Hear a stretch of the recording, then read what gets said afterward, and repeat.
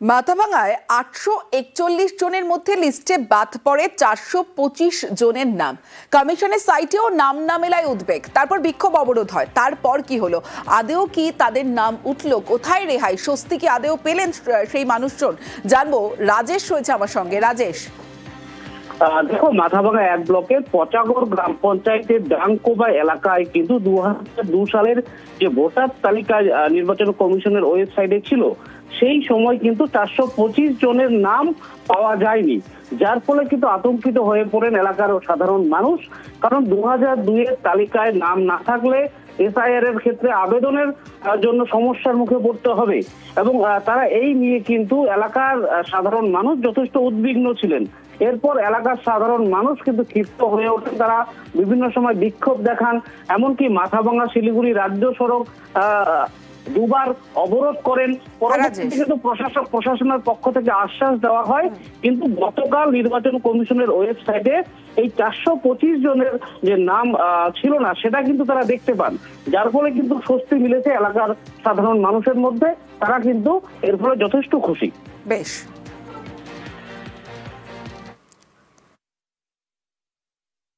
অনলাইনে আর কি আমাদের যারা নাম বাতিল ছিল তারা সম্পূর্ণভাবে নামগুলো আমরা দেখতে পেলাম, এই জন্য আমরা এলাকার লোক সবাই খুশি। এখন কি 425 জনেরই নাম রয়েছে? 425 জনের নাম রয়েছে। এসআই নিয়ে এখন আর আতঙ্ক নাই, এখন সবাই একটা মনের হাসি এখন দেখা যাচ্ছে এলাকায় আর কি। এবার কাটোয়ার খবরের দিকে নজর রাখতে হবে। 10 কিলোমিটার দূরে গিয়ে এসআইআর ফর্ম সংগ্রহ, বাড়ি থেকে 10 কিলোমিটার দূরে বুথের তালিকায় নাম, আর এসআইআর ফর্ম তুলতে ভোগান্তির অভিযোগ ঠিক কি হয়েছে বিস্তারিত জানবো। আমার সঙ্গে রণদেব রয়েছে। রণদেব, হ্যাঁ দেখো তমশ্রী, একদমই একজন নির্বাচককে তাকে যেতে হবে 10 কিলোমিটার দূরে, সেখানে তাকে ফর্ম তুলতে হবে, না হলে কিন্তু এসআইআর ফর্ম কার্যকারী হবে না এবং সেটা বাতিল বলে গণ্য হবে, এটা প্রশাসন সূত্রে জানা যাচ্ছে।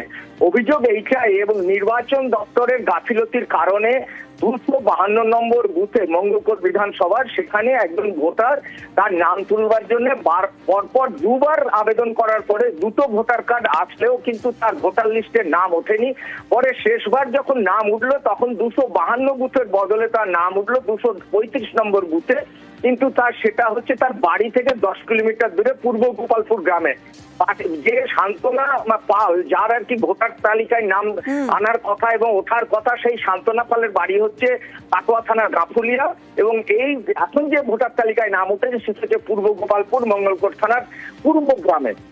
এই বিড়ম্বনায় পড়ে গেছে এই পরিবার এবং আতঙ্কে ভুগছে যে এসআইআর ফর্ম যদি না তোলা হয় তাহলে আমার নাম বাতিল হয়ে যাবে এবং আমি আর ভোটার তালিকায় থাকলাম না, যে কোনো সময় বাংলাদেশি বলে তকমাও লাগিয়ে দিতে পারে।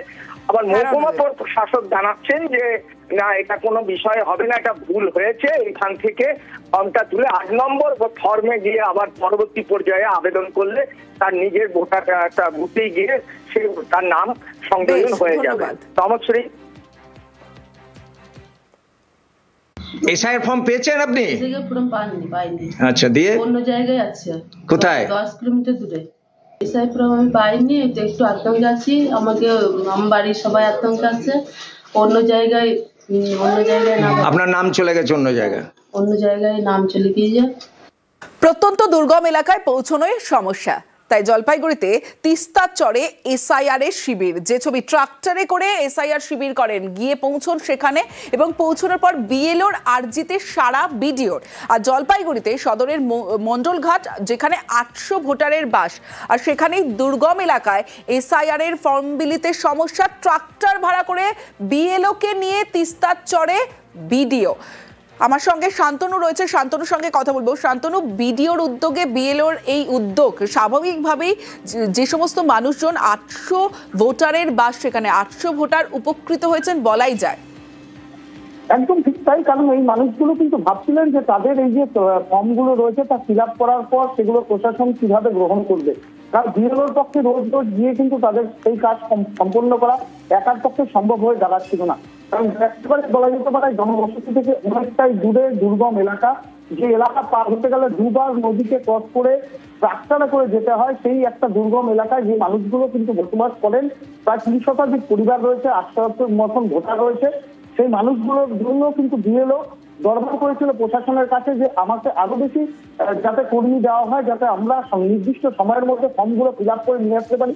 কারণ অনেক মানুষই কিন্তু লেখাপড়া জানেন না, তাদের কাগজপত্রগুলো তাদেরকে লিখে নিতে হচ্ছে। সেই পরিস্থিতিতে দাঁড়িয়ে প্রশাসন বিবেচনা করে যে সেখানে একটি শিবির করা হবে, তবে শিবির করাটা খুব চারটিখানি কথা ছিল না।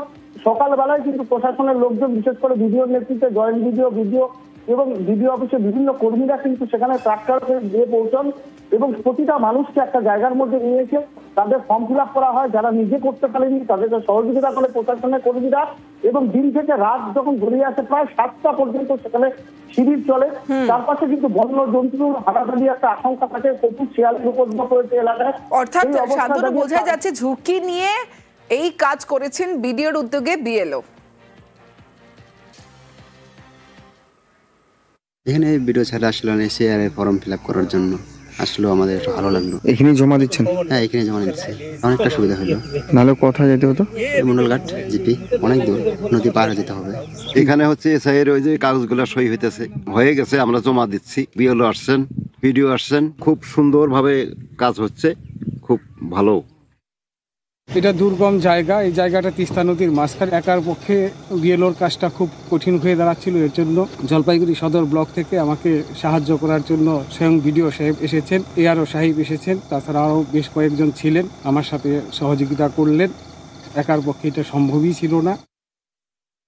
আমাদের সদর ব্লকে যে 372টা পার্ট আছে, সেই পার্টের বিভিন্ন জায়গায় যেখানে যেখানে বিএলওরা হেল্প চেয়েছে আমাদের কাছে, সেসব জায়গাতে আমরা পৌঁছাচ্ছি এবং বিএলওরা খুব ভালোভাবেই করছে। তাদেরকে বিভিন্নভাবে উৎসাহ দেওয়া দরকার আছে। বাহির চরে ট্রাক্টর নিয়ে প্রায় 8-10 কিলোমিটার রাস্তা জার্নি করে তারপরে যেতে হয় ওখানে। তাছাড়াও ওখানকার মানুষ খুব একটা ভালো করে লিখতে পড়তে পারে না, যার কারণে ফর্ম ফিল আপেও অসুবিধা হচ্ছিল।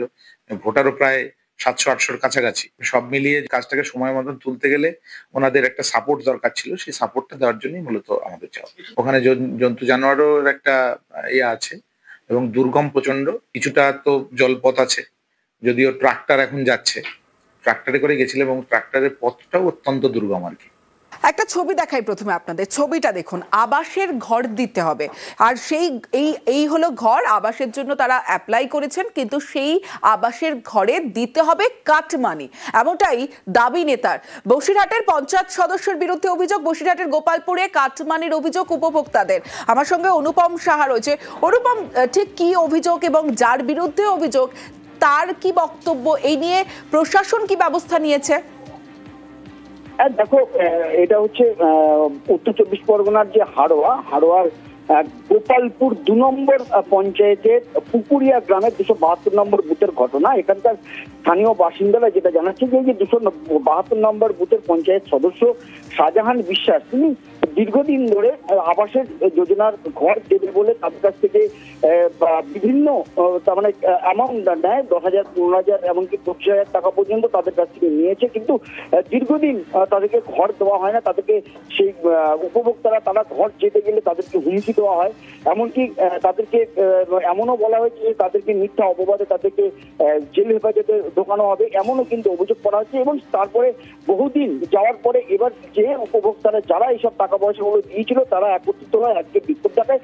যেটা দাবি যে তাদেরকে তারা যেসব টাকা দিয়েছিল সেসব টাকা অবিলম্বে ফেরত দিতে হবে এবং তাদেরকে আবাসের ঘরও দিতে হবে, এবং এই যে টাকা নিয়েছে, এই যে অন্যায়টা করেছে তার বিচার অবশ্যই করতে হবে এবং প্রশাসন যেন তার দৃষ্টি আকর্ষণ করে প্রশাসন যেন এই পুরো যে ঘটনা, সেই ঘটনার জন্য বিচার করে তার জন্য শাস্তি দেয়, এমনটাই কিন্তু দাবি করছে এইসব উপভোক্তারা।